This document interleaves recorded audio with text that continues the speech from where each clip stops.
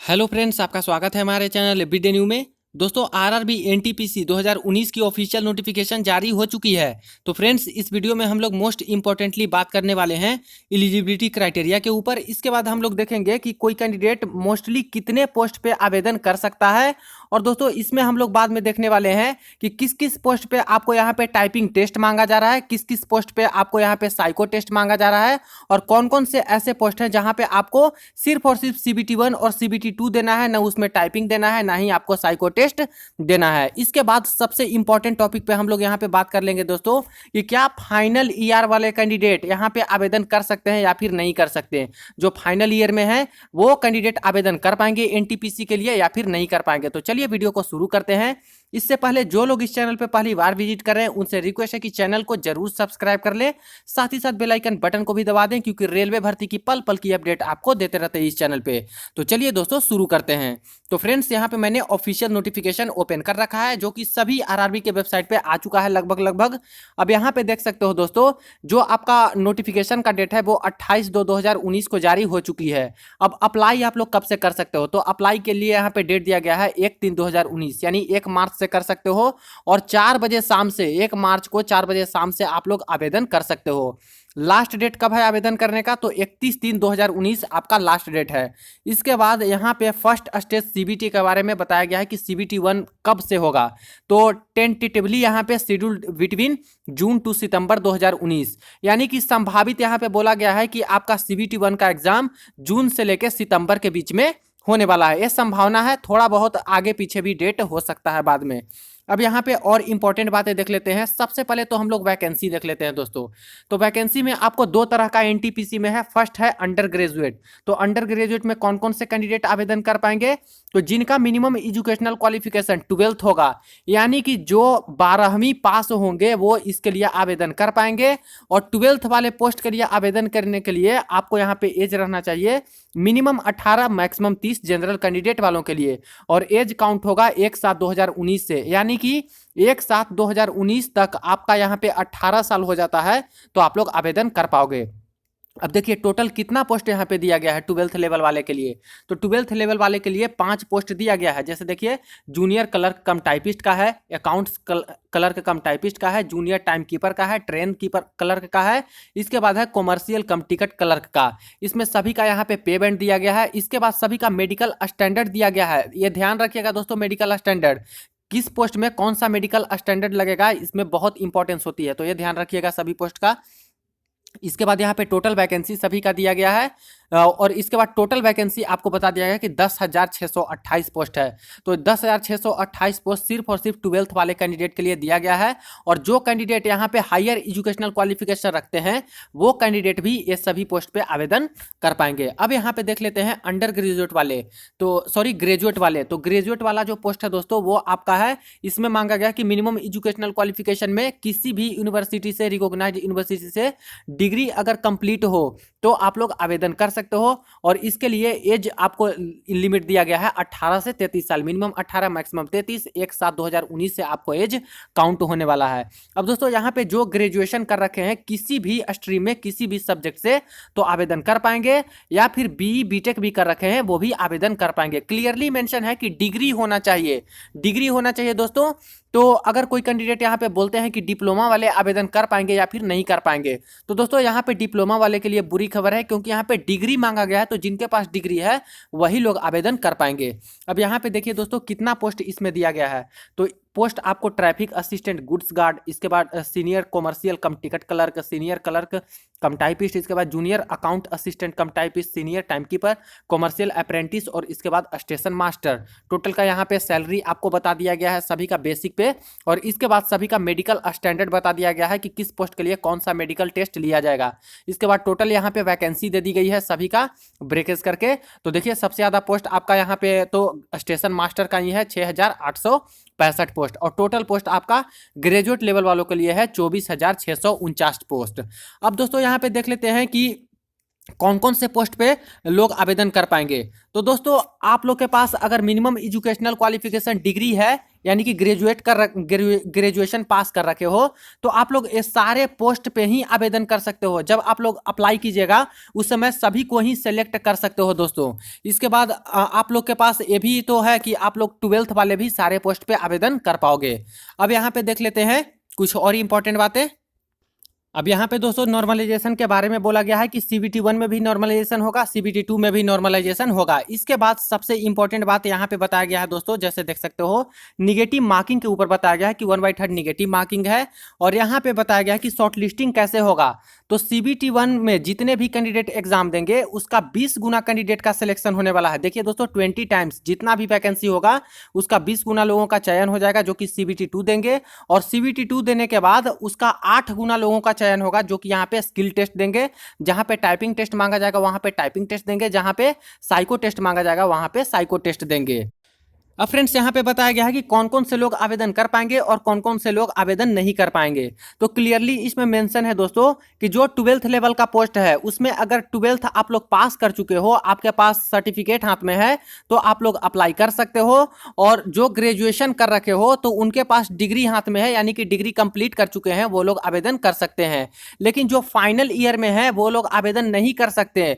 फिर भी यहाँ पे क्लियरली मेंशन है दोस्तों कि अगर आपका डिग्री 31/3/2019 तक मिल जाता है तो आप लोग आवेदन कर पाओगे। बहुत बड़ी बात लिखी गई है दोस्तों, 31/3/2019 यानी 31 मार्च तक आपको अगर डिग्री मिल जाती है हाथ में या रिजल्ट आ जाता है तो आप लोग आवेदन कर पाओगे। तो बहुत बड़ी बात यहाँ पे बताई गई है। अब यहाँ पे 1.7 में बोला गया है कि अगर आप लोग ऑनलाइन आवेदन कीजिएगा तो जो आपका 10th क्लास का जो मैट्रिक में जो भी आपका पापा का नाम होगा, मम्मी का नाम होगा या फिर आपका नाम होगा या फिर डेट ऑफ बर्थ होगा, सभी चीज उसी के हिसाब से ही आपको भरना है ताकि कोई गलती ना हो फॉर्म भरते समय। अब देखिए फ्रेंड्स यहाँ पे प्रेफरेंस फॉर द पोस्ट के लिए बोला गया है कि प्रेफरेंस कैसे कैसे देना है। तो आप सभी को मालूम है कि जिनके पास मल्टीपल क्वालिफिकेशन है, जो 12th भी पास है या फिर ग्रेजुएशन भी कर रखे हैं, वो सारे ही पोस्ट पे आवेदन कर पाएंगे। और जितना भी 12th वाला पोस्ट है दोस्तों, 12th वाले लोग सारे ही पोस्ट पे आवेदन कर पाएंगे। और ग्रेजुएट वाले जितना भी पोस्ट है उस सारे पोस्ट पे ग्रेजुएशन पास वाले आवेदन कर पाएंगे। तो यहाँ पे प्रेफरेंस देना होगा आपको कि कौन से पोस्ट का प्रेफरेंस सबसे पहले देना चाहते हैं कि जॉब लगे तो कौन सा पोस्ट आपको सबसे पहले मिले, उसके बाद कौन सा मिले, उसके बाद कौन सा मिले। इस तरह से फॉर्म भरते समय आपको प्रेफरेंस देना होगा। तो यहां पे बता दिया गया है कि जब ऑनलाइन आवेदन प्रक्रिया शुरू हो जाएगी उसी समय आपको प्रेफरेंस मांगा जाएगा। अब देखिए फ्रेंड्स यहाँ पे मेडिकल स्टैंडर्ड के बारे में बोला गया है कि किस किस पोस्ट के लिए कैसा कैसा आपका मेडिकल टेस्ट होने वाला है। तो देखिए सभी का अलग अलग, मैंने ऊपर बोला था कि A2 है, A3 है, इस तरह से आप लोग देख सकते हो B2 है, C2 है। अब इसमें देखिए तो कुछ कुछ पोस्ट के लिए आपको यहाँ पे 6/9 विदाउट ग्लासेस यहाँ पे मांगा गया है, यानी कि जो ग्लासेस पहनते हो तो जहाँ पे पोस्ट पे A2 आता है उस वाले पोस्ट पे आवेदन मत कीजिएगा क्योंकि मेडिकल टेस्ट में आपको छांट दिया जाएगा। इसके बाद जिस पोस्ट पे आपका A3 लिखा गया है वहां पे 6/9 विद और विदाउट ग्लासेस लिखा गया है, यानी कि यहाँ पे ग्लासेस पहनते हो, स्पेक्टेकल्स पहनते हो, चश्मा पहनते हो तो चल जाएगा इस पोस्ट के लिए। इसके बाद जहाँ पे B2 लिखा है जिस पोस्ट के सामने मेडिकल स्टैंडर्ड, वहाँ पे 6/9 विद और विदाउट ग्लासेस, यानी कि इसमें भी ग्लासेस पहनते हो तो कोई दिक्कत नहीं है। और 4 डायोप्टर से ज़्यादा आपका नहीं होना चाहिए पावर लेंस का। इसके बाद C2 है, इसमें आपको 6/12 मांगा गया है विद और विदाउट ग्लासेस। ग्लासेस पहनते हो तो भी, ग्लासेस नहीं पहनते हो तो भी चल जाएगा इसके लिए। जहाँ पे पोस्ट पे C2 लिखा गया है वहाँ पे आप लोग चश्मा लगाते हो फिर भी आपका यहाँ पे सिलेक्शन हो जाएगा, मेडिकल में कोई दिक्कत नहीं होगा। अब देखिए एज लिमिट के बारे में बोला गया है। तो एज लिमिट तो पहले ही मैंने आपको डिस्कस कर दिया है दोस्तों कि 1/7/2019 के पहले आपको 18 साल हो जाए, चाहे इतना डेट को आपको 18 साल हो जाए तो आप लोग आवेदन कर पाओगे।